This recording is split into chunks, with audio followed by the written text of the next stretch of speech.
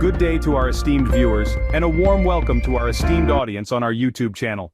We are here to diligently relay the most relevant and urgent matters arising over the past 24 hours.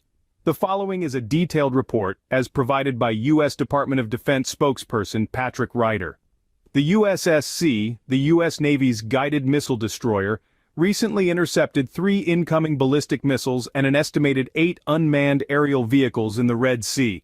This event transpired during the early hours of the 19th of October, U.S. Standard Time. Preliminary reports suggest these weapons were not actively targeting the USSC, and the safety of ship's crew has been confirmed. Additionally, on the 18th of October, the U.S. military successfully neutralized a drone attack aimed at U.S. military bases in Syria and Iraq. These bases are presently hosting approximately 2,500 and 900 U.S. troops respectively, who are aiding local forces in combating extremist factions. It has been noted that several U.S. naval fleets and forces are proceeding towards Israel in preparation for potential deployment. One aircraft carrier group has already reached the eastern Mediterranean, with a second group in transit. Concurrently, 3 U.S. Navy warships are also deploying to the region. A number of aircraft have been reassigned to U.S. bases in the Middle East. Notably, U.S. Special Operations Forces are collaborating with the Israeli military for strategic planning and intelligence sharing, a reflection of growing apprehension that the conflict between Hamas and Israel may intensify. The primary task of U.S. naval vessels and fighter aircraft is to establish a palpable presence to discourage potential provocations by Iran or other actors looking to exploit these vessels, supplemented by helicopters and assault ships, have the capability of transporting ground troops into conflict areas or providing medical and other support services. The U.S. has supplied Israel with precision-guided munitions, ammunition, and anti-missile systems for its Iron Dome defense system. Expedited prior arms orders for Israel, including ammunition for their anti-aircraft systems, are also in progress. Moreover, a select U.S. Special Operations team is liaising with Israel, offering intelligence and planning assistance, in addition to advising on Israel's defense strategies. It should be made clear that the aforementioned U.S. personnel are not directly participating in any hostage rescue operations, and no additional U.S. military forces are stationed on the ground in Israel.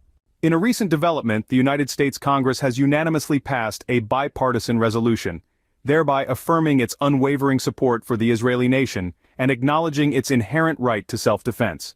The bipartisan resolution has rigorously denounced the attacks on Israeli civilians conducted by Hamas, backed by an overwhelming majority of both parties in the Senate. A striking 97 votes were cast in favor of the resolution, while only 3 senators were absent during the vote. The resolution brought attention to the worldwide concerns regarding terrorism, and explicitly called out organizations including Hamas and the armed Palestinian Islamic Jihad movement.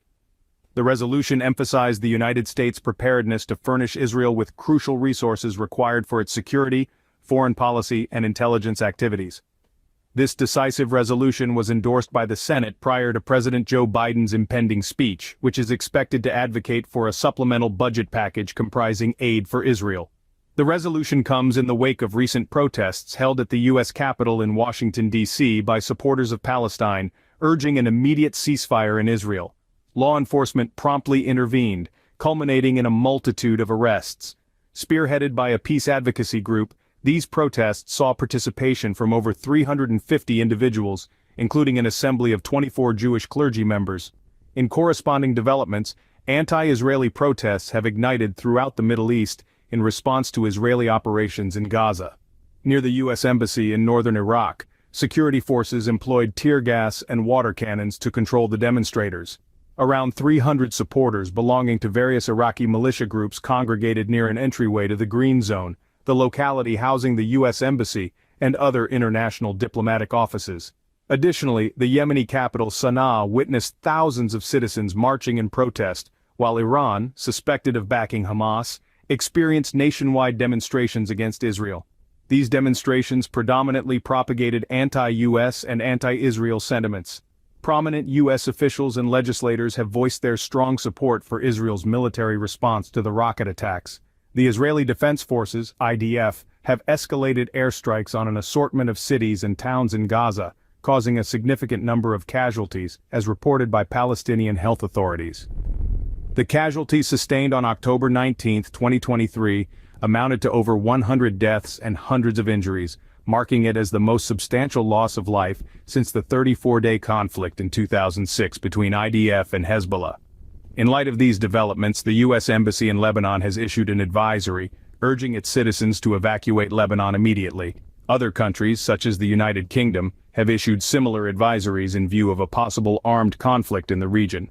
As tensions have escalated, the U.S. and the United Kingdom have implemented additional security measures for their respective diplomatic missions in Beirut. Countries including Spain, France, Germany, Canada, and Australia have issued advisories discouraging travel to the region. On October 18, 2023, Saudi Arabia advised its citizens to leave Lebanon immediately. Hamas has signaled its willingness to engage in hostilities with Israel, indicating a precarious scenario in the region. The Israeli government has officially declared its intent to target all zones in Gaza that are under the operational control of Hamas, while concurrently striving to minimize civilian casualties. This is an immediate response to the ongoing conflict in the region. As reported by the esteemed news agency Reuters, 2 separate attacks on U.S. military bases in Syria have been documented, albeit without official confirmation as of yet. The initial incident was a drone attack that occurred on the borderlines of Syria, Iraq, and Jordan, and the subsequent event was a missile assault on the Konoko base, located in a rural area north of Den Aor.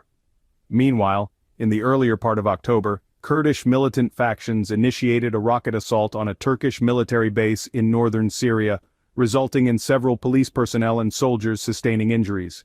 In what is believed to be a retaliatory action, Turkish forces launched rockets targeting the Ant Rifaat area in the northwestern region of Syria, which houses a Turkish base. In related news, the U.S. Central Command, CENTCOM, recently confirmed the successful interception of 2 drone strikes in Iraq. The first attack involved drones targeting the Assad base in western Iraq, while the second assault saw drones aimed at the Ain al-Assad base, which hosts U.S. troops. This escalating situation underscores the heightened state of vigilance and preparedness within the region.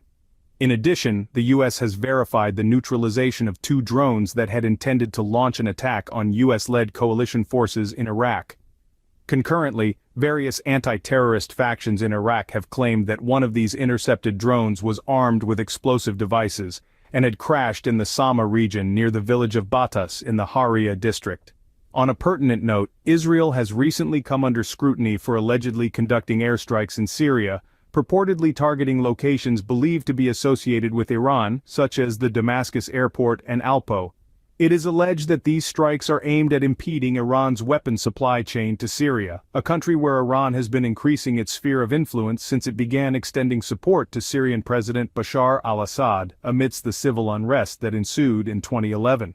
Another point of significance is that these attacks on October 12 took place just a day prior to the visit of Iran's foreign minister, Abdullahian, to Syria amidst the ongoing disputation between Israel and Hamas.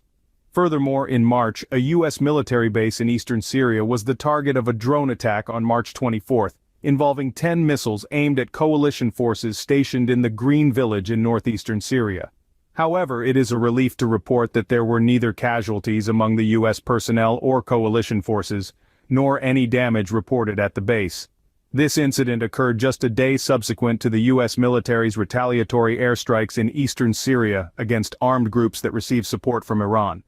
The region remains tense and volatile, with incessant conflict and military engagements unfolding in various areas.